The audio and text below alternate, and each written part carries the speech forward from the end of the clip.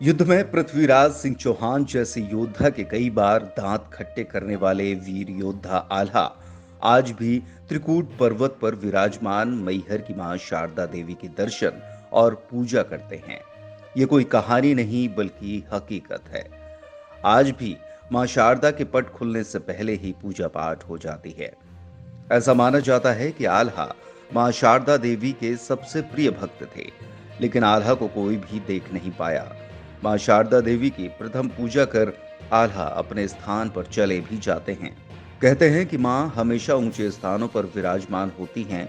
जिस तरह मां दुर्गा के दर्शन के लिए पहाड़ों को पार कर श्रद्धालु वैष्णो देवी तक दर्शन करने के लिए जाते हैं, ठीक ऐसे ही मध्य प्रदेश के सतना जिले के त्रिकूट पर्वत पर विराजमान मैहर की मां शारदा देवी के दर्शन के लिए भक्त 1063 सीढ़ियों को लांघ कर पहुंचते हैं। 52 शक्तिपीठों में से एक मैहर की माता को मां शारदा देवी भी कहा जाता है।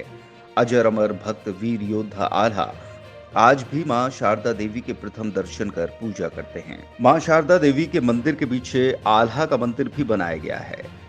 मान्यता है कि यहाँ प्रतिदिन सुबह मां शारदा की सबसे पहले पूजा आल्हा करते हैं, लेकिन आज तक आल्हा को किसी ने देखा ही नहीं। मैहर आने वाले माता के भक्त अगर आल्हा के दर्शन नहीं करते तो मैहर की मां शारदा देवी के दर्शन अधूरे माने जाते हैं। उत्तर प्रदेश के महोबा के राजा परिमाल के सेनापति रहे आल्हा और उनके भाई उदल ने 52 गढ़ की लड़ाइयां जीती हैं। आल्हा का मंदिर मां शारदा माता की पहाड़ी के ठीक पीछे है। मध्य प्रदेश के सतना जिले का मैहर एक हिंदू तीर्थ स्थल माना जाता है। मैहर मंदिर त्रिकूट पर्वत पर स्थित मां शारदा देवी का मंदिर विश्व प्रसिद्ध है। ऐतिहासिक तथ्यों के आधार पर आल्हा खंड के नायक आल्हा उदल दो सगे भाई मां शारदा के अनन्य उपासक थे।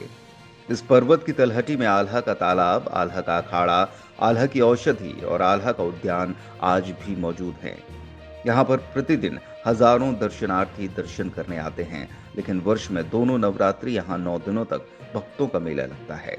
इस 9 दिनों के मेले में लाखों की संख्या में भक्त देश के कोने कोने से आते हैं। आइए अब हम आपको बताते हैं कि इस स्थान का नाम मैहर कैसे पड़ा। ऐसा माना जाता है कि दक्ष प्रजापति की पुत्री सती भगवान शिव से विवाह करना चाहती थी, लेकिन उनकी इच्छा राजा दक्ष को मंजूर नहीं थी। फिर भी माता सती अपनी जिद पर भगवान शिव से विवाह कर रही थी। एक बार राजा दक्ष ने यज्ञ करवाया। उस यज्ञ में ब्रह्मा, विष्णु, इंद्र और अन्य देवी देवताओं को आमंत्रित किया गया, लेकिन भगवान शंकर को नहीं बुलाया।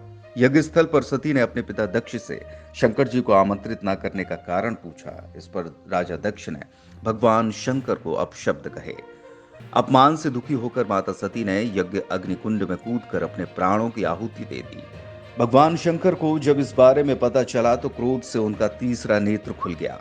ब्रह्मांड की भलाई के लिए भगवान विष्णु ने सती के शरीर को 52 भागों में विभाजित कर दिया। जहां भी सती के अंग गिरे वहां शक्तिपीठों का निर्माण हुआ। ऐसा माना जाता है कि यहाँ पर भी माता सती का हार गिरा था।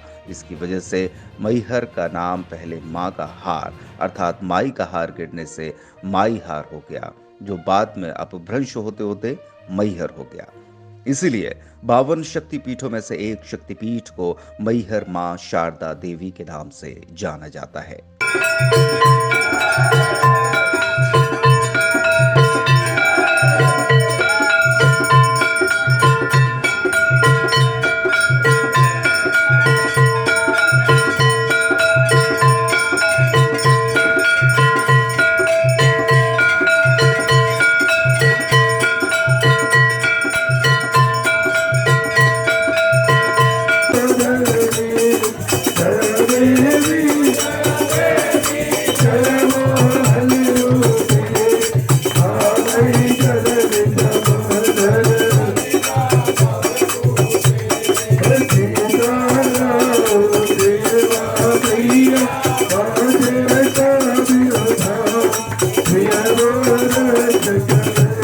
Hare Krishna